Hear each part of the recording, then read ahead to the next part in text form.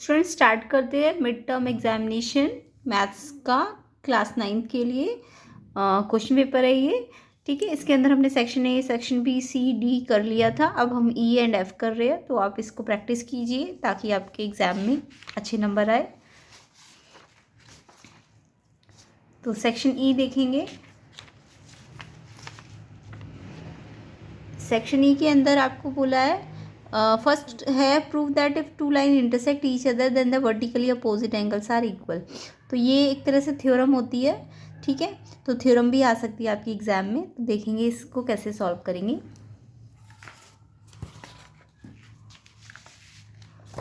तो जब भी आपको बोले कि दो लाइन जो इंटरसेक्ट कर रही है, ठीक है, मान लीजिए ए बी है ये लाइन और ये सी डी लाइन है। आपको गिवन क्या है, आप सबसे पहले लिखेंगे गिवन क्या है, A B and C D are lines intersect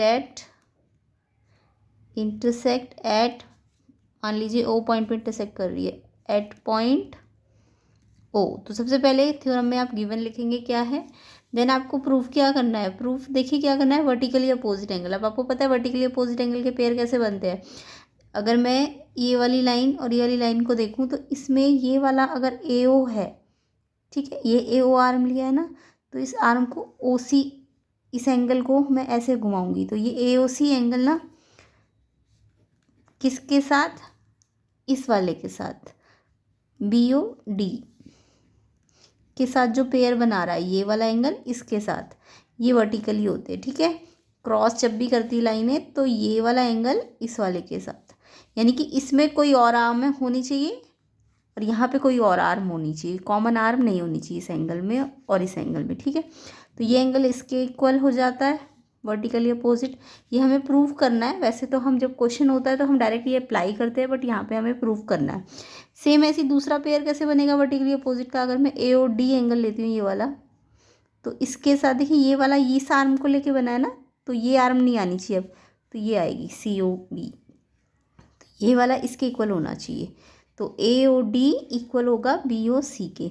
ठीक है, वैसे तो हम ये अप्लाई कर देते हैं अगर क्वेश्चन में हमें कोई एंगल निकालना होता है, बट यहाँ पे हमें प्रूव करना है कि ये एंगल इक्वल होने चाहिए। वर्टिकली अपोजिट के ये पेयर बना दिए और ये आपको इक्वल करने हैं। तो इसके लिए आपको क्या करना है, अब नेक्स्ट स्टेप थ्योरम के अंदर होता है कंस्ट्रक्शन, अगर कोई डायग्राम में करनी हो, बट यहाँ तो कोई कंस्ट्रक्शन होगी नहीं, तो हम सीधा नेक्स्ट स्टेप, लास्ट स्टेप जो होता है थ्योरम का, प्रूफ करेंगे। तो थ्योरम के अंदर 4 स्टेप होंगे, गिवन, प्रूव, अगर कोई कंस्ट्रक्शन है तो कंस्ट्रक्शन, अदरवाइज प्रूफ। ठीक है, सबसे पहले तो डायग्राम बनाते हैं। तो आपको बोल दिया दो लाइन है इंटरसेक्ट कर रही है और आपको वर्टिकली अपोजिट, यानी ये एंगल इसके इक्वल करना है और ये एंगल इसके इक्वल करना है। तो मान लीजिए मैं इसको शॉर्ट नेम दे देती हूँ 1 2 3 4। ठीक है, डायग्राम में दिखा देना शॉर्ट नेम। तो आपको 1 एंगल 3 के इक्वल करना है, 2 एंगल 4 के इक्वल करना है। तो सबसे पहले आपको पता है ये एक लाइन है, मान लीजिए सी डी क्या एक लाइन है, तो हम बोलेंगे C D is a line. अब लाइन में आपको पता है लीनियर प्रॉपर्टी लगती है, अगर कोई लाइन है और एक आर्म उसे क्या करके जा रही है, काट के जा रही है, तो ये एंगल और ये एंगल का सम 180 होता है। ठीक है, तो ये अगर सी डी लाइन लिए तो एंगल 1 और 2 का सम 180 होगा। लीनियर पेयर बोलते हैं इसको हम। ठीक है, लीनियर पेयर। अब देखिए अभी मैंने सी डी में 1 और 2 लिया, अब मैं अगर 2 और 3 लेना चाहती तो मुझे ए बी लाइन लेनी चाहिए ना, तभी तो ये लीनियर पेयर बनाएंगे। ये 2 और 3 इस ए बी लाइन पे बन रहे हैं, तो ए बी भी लाइन है तो वो भी क्या बनाएगी, लीनियर पेयर बनाएगी। ए बी लाइन में कौन से 2 और 3 के साथ एंगल 2 और 3, ये भी कितना है 180, इसका भी रीज़न क्या है, लीनियर पेयर। अब आप ये फर्स्ट इक्वेशन मान लीजिए और इसे सेकंड इक्वेशन मान लीजिए। ठीक है, तो फर्स्ट एंड सेकंड से अगर हम देखें तो देखिए राइट हैंड साइड तो दोनों के इक्वल है ना, तो अगर राइट हैंड साइड इक्वल है तो लेफ्ट हैंड साइड भी क्या होनी चाहिए, इक्वल होनी चाहिए। तो from first and second, right hand side अगर इक्वल है तो हम लेफ्ट हैंड साइड को भी इक्वल कर देंगे। 1 + 2, ये भी 180 और ये भी 180 है, तो दोनों ही आपस में इक्वल हो जाएंगे ना, ये वाली साइड इसके इक्वल हो जाएगी। तो 2 एंगल दोनों में है तो कैंसिल हो जाएगा। तो एंगल 1 किसके इक्वल आ गया, 3 के। एंगल 1 का एक्चुअल में नाम क्या था, ए ओ डी, और एंगल 3 का नाम क्या था, बी ओ सी, है ना। तो इसकी जगह हम लिख देंगे ए ओ डी और इसकी जगह हम लिख देंगे बी ओ सी। तो यही तो हमें प्रूव करना था। तो सिमिलरली हम दूसरा जो पेयर है उसको करके नहीं दिखाएंगे, डायरेक्ट लिख देंगे ए ओ सी भी बी ओ डी के क्या हो जाएगा, बराबर। तो इस तरीके से ये पूरी थ्योरम के स्टेप्स आपको ध्यान रखने हैं। सबसे पहले डायग्राम, फिर गिवन क्या है, प्रूफ क्या करना है। प्रूफ में ये आपको एक बार सीधी लाइन लेनी जिसमें एंगल 1 और 2 आ जाएगा। फिर 2 एंगल, देखिए 1 और 2 आया ना, तो 2 आपको लाना है अब दूसरी बार भी। तो आप ये वाली लाइन ले लीजिए, तो ये इसके, और इसको देखेंगे, दोनों को इक्वेट करेंगे तो ये एंगल 1 3 के इक्वल, यानी कि ये वाला पेयर इक्वल, तो ये वाला भी हो जाएगा इक्वल। तो इस तरीके से हम ये वाली थ्योरम प्रूव करते हैं। तो ये क्वेश्चन आपको समझ आ गया होगा। नेक्स्ट इसका और वाला ऑप्शन वाला पार्ट करते हैं। ये भी आपका इसमें से, लाइन में से, एंगल एंड लाइन में से।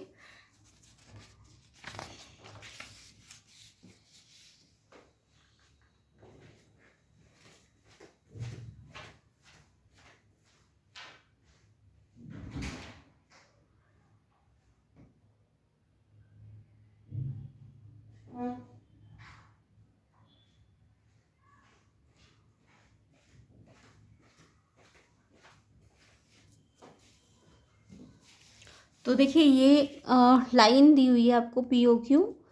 अब इसमें ओ आर एक ओ आर रे है जो परपेंडिकुलर है इस पी क्यू के, ठीक है। ये परपेंडिकुलर का मतलब 90 डिग्री बना रही है। और ओ एस एक और रे बना दी, ठीक है। आपको क्या प्रूफ करना है, आर ओ एस हाफ है Q O S minus P O S.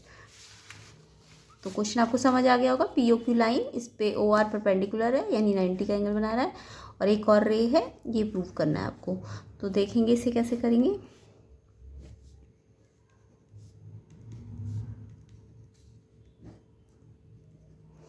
तो सबसे पहले हमने डायग्राम बना लिया, ठीक है। आपको क्या दिया है, आर ओ एस लाना है ना, और साथ में क्यू ओ एस और पी ओ एस भी लाना है। तो आप सबसे पहले ना क्यू ओ एस देखिए कहाँ से आएगा। तो आपको दिख रहा है ये क्यू ओ एस है ना, क्यू ओ एस। तो एंगल क्यू ओ एस किससे बना है, देखिए एंगल क्यू ओ एस इस एंगल और इस एंगल से मिलके बना है ना। तो क्यू ओ आर प्लस एक तो ये वाला एंगल है क्यू ओ आर, और एक आर ओ एस। तो ये फर्स्ट इक्वेशन है, ठीक है। सेम ऐसे आपको दूसरा क्या चाहिए, पी ओ एस चाहिए। तो एंगल पी ओ एस देखिए, पी ओ एस में, पी ओ एस को हमें कैसे लिखना है, क्योंकि हमें आर ओ एस चाहिए ना, तो हमें पी ओ एस को ऐसे लिखना है कि आर ओ एस आ जाए। तो हम देखिए जैसे इसमें तो क्यू ओ एस कैसे आया था इन दोनों को ऐड करके, बट पी ओ एस कैसे आएगा, क्योंकि मुझे हमें 90 का यूज़ करना है ना। अब यहाँ पे भी आप पहले लिख ले क्यू ओ आर तो 90 था ना, तो 90 plus are O S,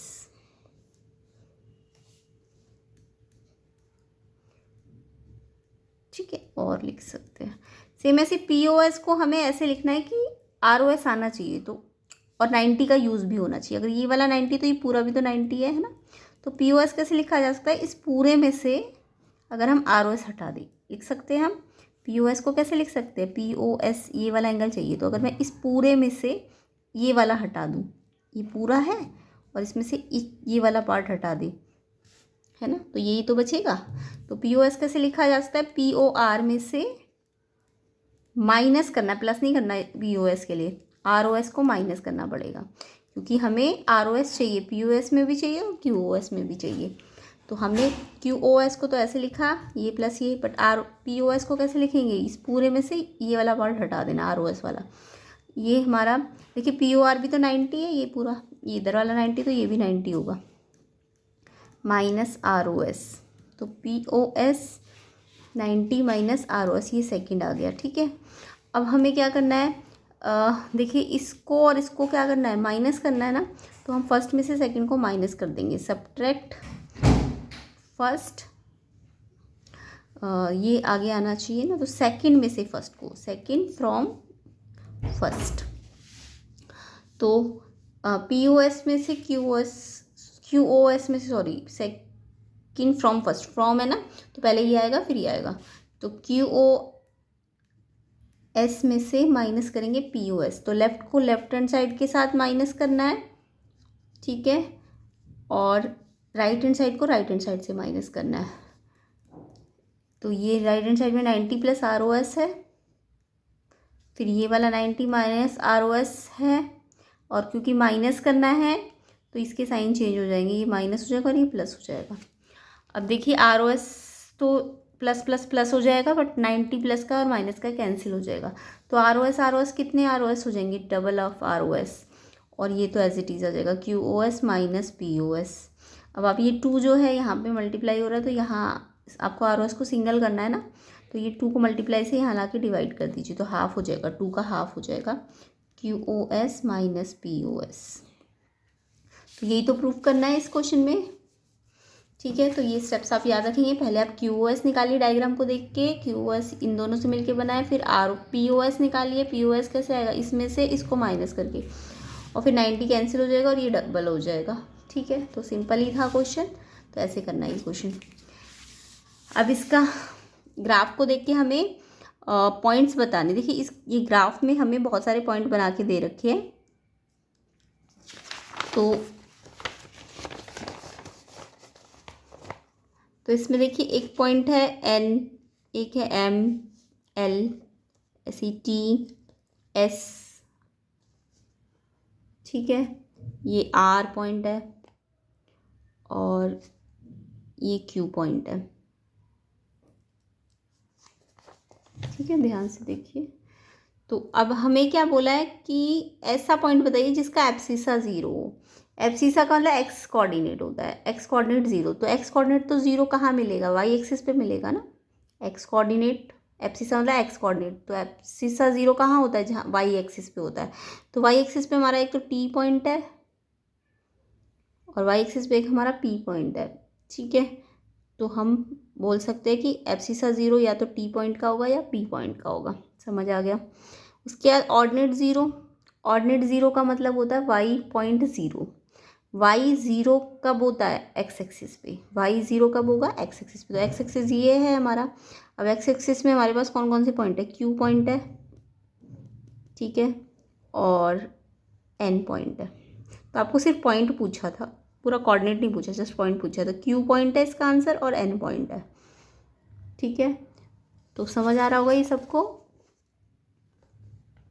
abscissa x 0 Y axis के पॉइंट पे होता है, और ऑर्डिनेट 0 का मतलब वाई 0 कहाँ पे होगा, एक्स वाले एक्सिस के जितने भी पॉइंट्स होंगे, तो क्यू और एन पे। नेक्स्ट एब्सिसा -3, एब्सिसा -3 का था एक्स -3 होना चाहिए।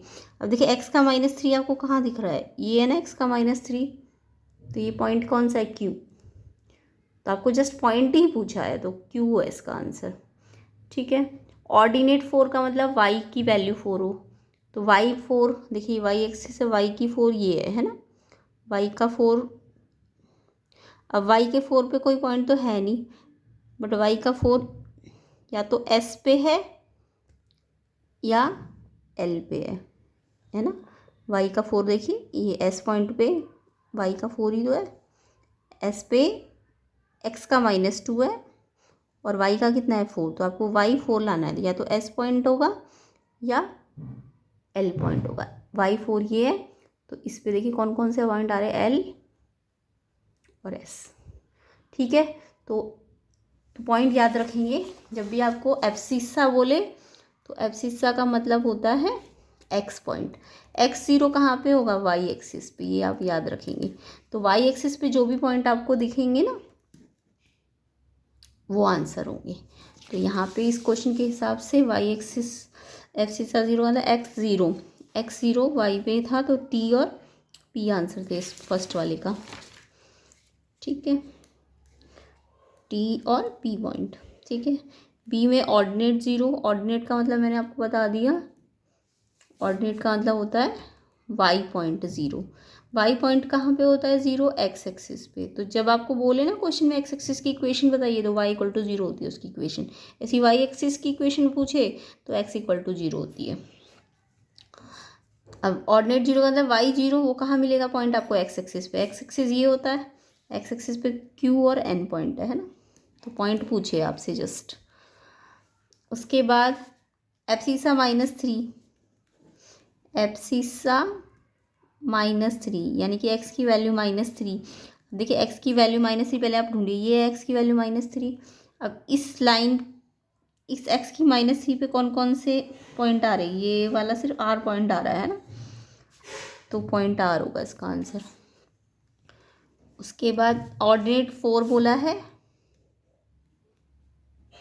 तो ऑर्डिनेट 4 मतलब y इक्वल टू 4। वाई 4 कहाँ पे होता है, y एक्सिस ये है तो y का 4 ये है, तो y4 देखिए, y4 पे ऐसे लाइन बनाइए, तो ये 2 पॉइंट आ रहे हैं s और l।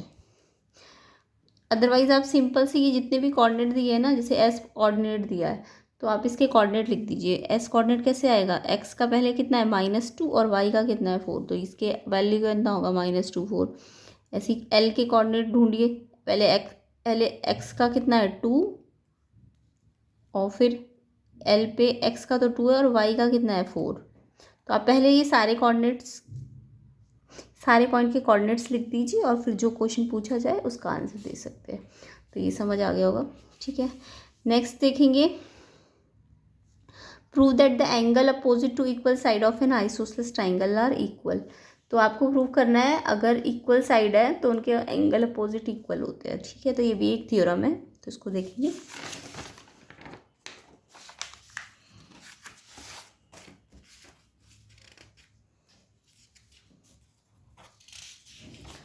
तो यहाँ पे हमें क्या प्रूफ करना है कि एक ट्राइंगल बनाना है। सबसे पहले तो